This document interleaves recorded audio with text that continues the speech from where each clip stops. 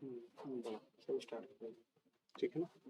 चलिए जी, नमस्कार। आप सभी लोगों का स्वागत है मेरे इस ऑनलाइन प्लेटफॉर्म पे। अभी कुछ दिन थोड़ी सी दिक्कतें हैं, लाइव नहीं आ पा रहे हैं क्योंकि उसका कारण है अभी थोड़ा सा मतलब चैनल जैसे ही ग्रोथ करता है फिर हम लोग लाइव आएंगे। बड़ा कोशिश किया हूँ आज भी कि लाइव आपसे जुड़े, लेकिन शायद अभी सौभाग्य नहीं है आपसे मुखातिब होने का, रूबरू होने का लाइव। तो अभी कुछ दिन हम मैनेज करेंगे, आप भी मैनेज करिएगा, 1 2 4 दिन, एक सप्ताह में भी। उसके बाद फिर कनेक्टिविटी हमारे बीच में आपसी में हो जाएगी। तो हम इस कक्षा में संविधान पढ़ा रहे थे। लास्ट क्लास में हमने पहला लेक्चर दिया था संविधान के ऊपर, और कुछ टर्मिनोलॉजी भी हमने बात उसमें किया था, और मैंने आपको बताया था कि संविधान क्या है और संविधान के बारे में हमने समझने का प्रयास किया था। जो लोग पिछला वीडियो नहीं देखे उससे वो देखेंगे और वहां से कनेक्ट होंगे। फिर हमने बात किया था कि राज्य व्यवस्था, सॉरी, संविधान के बाद हमने बात किया था शासन क्या है।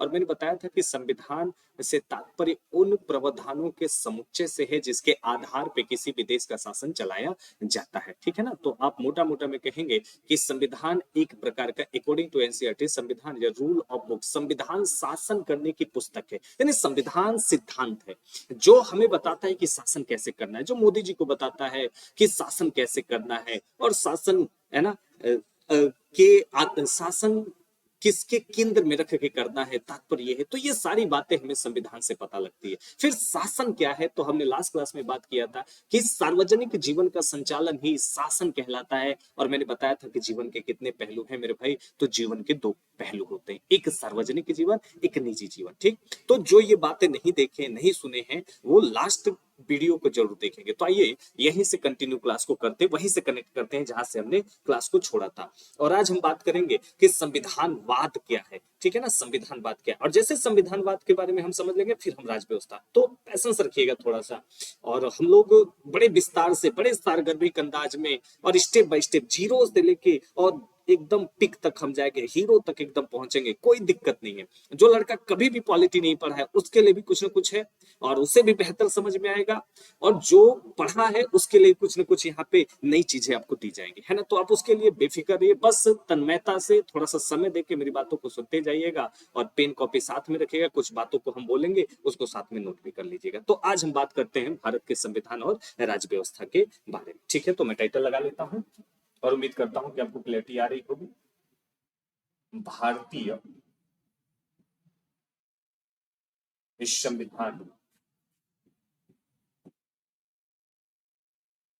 और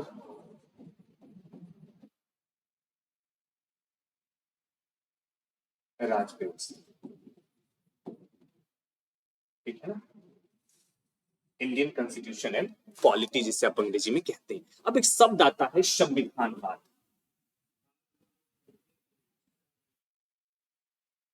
संविधानवाद आता है, तो सबसे पहले हम समझते हैं कि संविधानवाद क्या है, क्या है।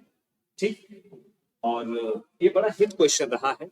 इसमें आप देखेंगे कि पीटी में 2 बार यहाँ से क्वेश्चन पूछे गए थे, और क्या ऑप्शंस थे और कैसे इस क्वेश्चन को डील करते हैं। तो आपको समझ में आएगा कि इतना कम कटअप क्यों जाता है, 50% पे लोग टॉप क्यों कर जाते हैं और 50% पे लोग पीटी को क्वालिफाई क्यों कर जाते हैं। तो वो बातें आपको यहीं से बेहतर समझ में आएंगी। तो ऑप्शन देखते हैं, संविधानवाद क्या है। तो पहला ऑप्शन है अधिकारों का होना। आपको कोशिश करेंगे, अधिकारों का होना। ठीक है ना। दूसरा ऑप्शन है न्याय पालिका की स्वतंत्रता। ठीक है ना, न्यायपालिका की स्वतंत्रता। तीसरा जो ऑप्शन है, ठीक, तीसरा ऑप्शन है प्रेस की स्वतंत्रता। प्रेस की स्वतंत्रता, प्रेस की स्वतंत्रता। और चौथा ऑप्शन है सीमित शासन, सीमित शासन। पांचवा ऑप्शन अगर मैं दे दूं, संविधान के अनुसार शासन, संविधान के अनुसार शासन। ठीक। और एक और ऑप्शन मैं आपको ऐड कर दूं, सभ्य, सभ्य। ठीक है ना, संविधान के अनुसार शासन। और एक ऑप्शन में आपको दे दूं सभी, तो यहाँ पे देखिए मैंने पूछा है कि संविधानवाद क्या है। पहला, अधिकार का होना।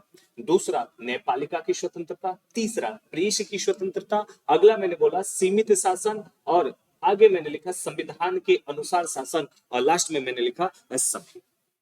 ठीक, तो अब अभी इस पे हम डील करेंगे, ठीक है ना। तो इस तरीके से क्वेश्चंस पूछते हैं, और जब आपका पूरा कॉन्सेप्ट क्लियर होगा, मैं सब थोड़ा सा बगल में हूं, आप चीजों को देख लेंगे और आप चीजों को साथ में नोट भी कर लेंगे, और कुछ बातें मैं बोल के आपको लिखा दूंगा, ठीक है ना। तो उसके लिए परेशान नहीं होते हैं, सारी चीजें बेहतर अंदाज में लेके चलेंगे, जैसे हम लोग ऑफलाइन क्लासेस में पढ़ाते हैं, कोशिश करेंगे उसी प्रकार से। बाकी आपकी कोई क्यूरी होती है तो आप कमेंट बॉक्स में मुझे बता सकते हैं, फिर मैं उस पर सुधार करूंगा, ठीक है ना। कुछ देर आप भी मेहनत मैनेज करें और थोड़ा सा चीजों को बनाने की कोशिश करें।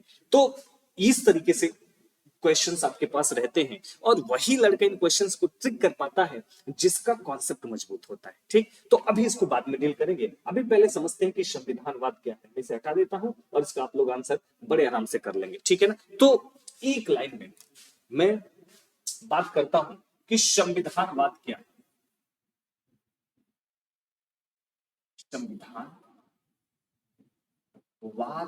क्या है ना, क्या है, इस पे हम चर्चा करेंगे।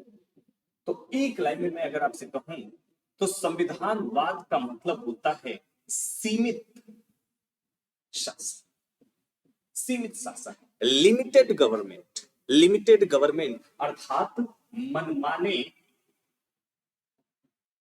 मनमाने शासन का मनमाने शासन का अभाव।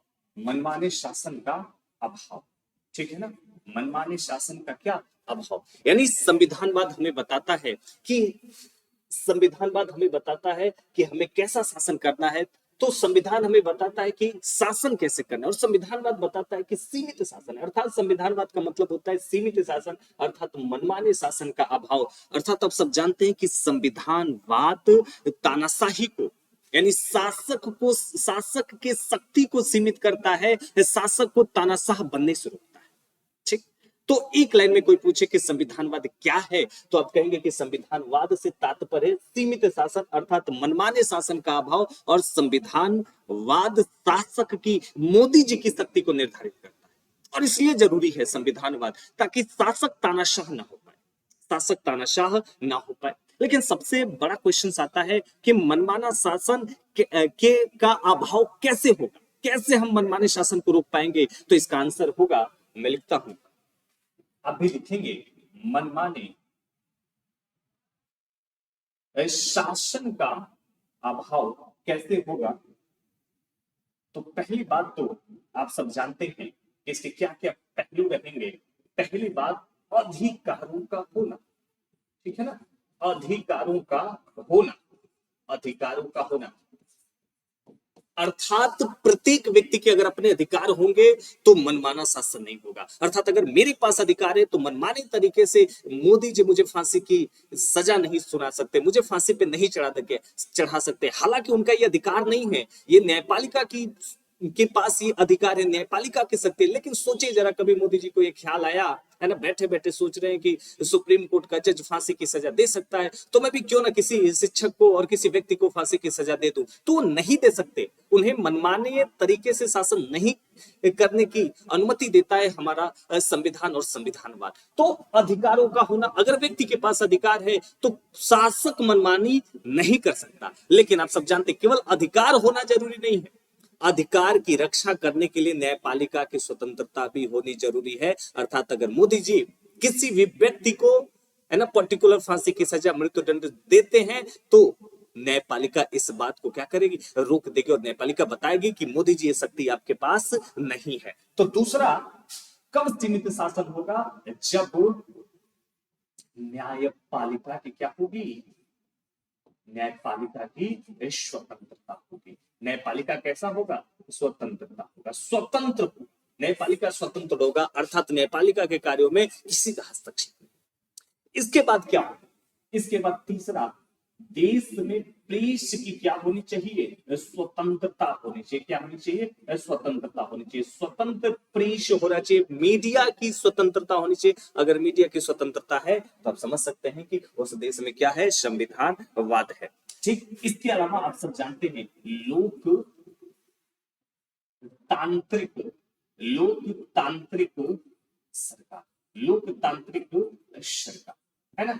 क्या होना चाहिए, लोकतांत्रिक सरकार होना चाहिए। ठीक है, इसके बाद अगला ऑप्शन, शक्ति का शक्ति का पृथककरण, पृथककरण होना चाहिए। शक्ति का पृथककरण होना चाहिए। दैट मीन्स कि एक व्यक्ति के पास शक्ति नहीं होनी चाहिए। अगर एक व्यक्ति के पास पावर आ गई तो आप सब जानते हो व्यक्ति क्या हो जाएगा, तानाशाह हो जाएगा। जैसे उत्तर कोरिया का एग्जांपल आप लिख सकते हैं, किम जोंग का एग्जांपल लिख सकते हैं कि अगर शासक, एक व्यक्ति के पास शक्ति आ गई तो शासक को क्या बना देती है, तानाशाह बना देती है। तो याद रखेंगे, जिस देश में प्रत्येक व्यक्ति का अधिकार है, सब प्रत्येक व्यक्ति के पास अधिकार है, वहां पे क्या है, संविधानवाद है। ठीक, दूसरी बात, न्यायपालिका की स्वतंत्रता है, प्रेस की स्वतंत्रता है, लोकतांत्रिक सरकार है, और शक्ति का क्या है, पृथककरण है। ठीक है ना। और इसके बाद अगर आप इसमें लिखना चाहें तो संविधान के प्रावधानों के अनुसार शासन। तो एक बात और आप लिख लेंगे, संविधान के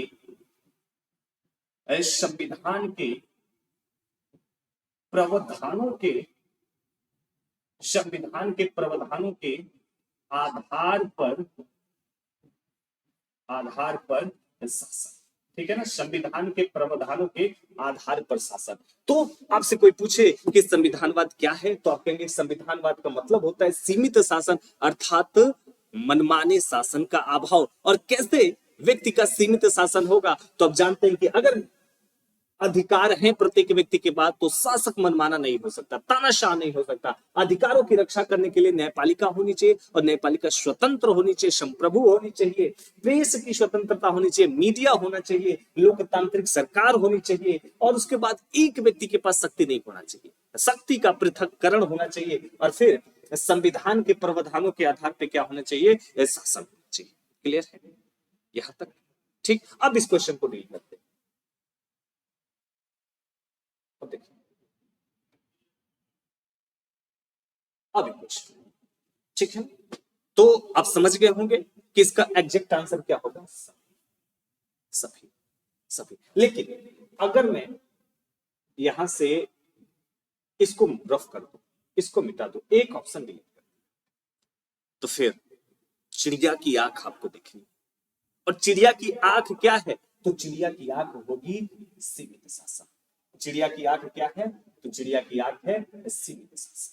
ठीक है ना, सीमित शासन। तो ये बारीकियां होती हैं, और इन बारीकियों को तभी आप समझ पाएंगे, तभी पहचान पाएंगे, और तभी पॉइंट टू पॉइंट आंसर कर पाएंगे जब आप चीजों को बड़ी बारीकियों से और बड़े अच्छे तरीके से क्या कर रखे हो, समझ रखे।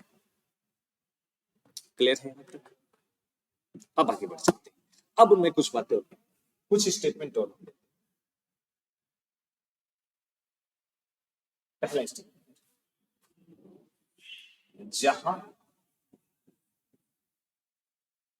संविधान होगा वहां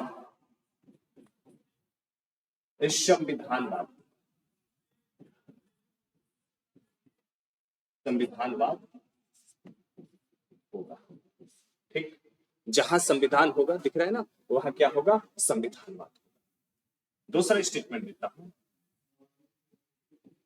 जहां संविधान, थोड़ा सा क्लियर करते हैं, नहीं होगा वहां संविधान वाद भी नहीं। क्या, जहां संविधान नहीं होगा वहां पे संविधानवाद भी नहीं होगा, जहां संविधान होगा वहां पे संविधानवाद होगा। दोनों में क्या सही होगा? आपको लग रहा होगा कि दोनों सही, लेकिन निष्कर्ष लिखा है, निष्कर्ष अगर ये कहता कि सामान्यतः जहां संविधान होगा वहां संविधानवाद होगा, तो फिर हम कहते कि नहीं भाई ठीक है, लेकिन ये निष्कर्ष कह रहा है, ये लिख रहा है कि जहां संविधान होगा वहां पे संविधानवाद होगा, और जहां पे संविधान नहीं होगा वहां पे संविधानवाद भी नहीं होगा। तो पहला ऑप्शन, पहला को समझते हैं, ये गलत है। गलत है, क्यों गलत है? तो आप सब जानते हैं कि जर्मनी में हिटलर के समय में वीमर संविधान था, जो जर्मनी का पुराना संविधान, वीमर संविधान, और हिटलर ने उस वीमर संविधान को नष्ट करा दिया, उसे समाप्त करा दिया और एक टुटपुजिया सा संविधान बनाया। और संविधान में जनता के कोई अधिकारों की बात नहीं किया। केवल अधिकार किसका था? शासक वर्ग के पास अधिकार था, आम जनता के पास कोई अधिकार नहीं है। तो संविधान तो था उस समय, लेकिन क्या जर्मनी में संविधानवाद था? आप कहेंगे नहीं था, क्योंकि मनमानी तरीके से शासन कर रहा था, जनता के पास कोई अधिकार नहीं है। और हिटलर ने घोषणा किया यहूदियों को मरवा दिया जाए। इसके बाद आप देखिए कि अभी लेटेस्ट आप एग्जांपल लीजिए म्यांमार में। अब देखिए म्यांमार में संविधान बन रहा है, म्यांमार में सैनिक शासन और संविधान बन रहा है। तो आप कल्पना कर सकते हैं कि म्यांमार का संविधान कैसा बन सकता है।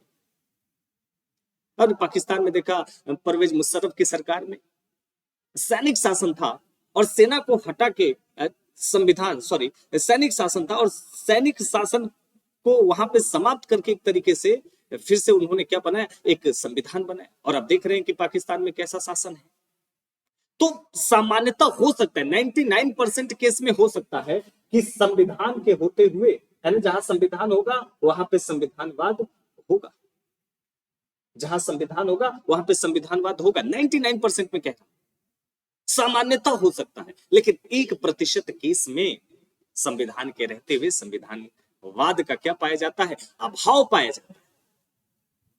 ठीक, तो संविधान है लेकिन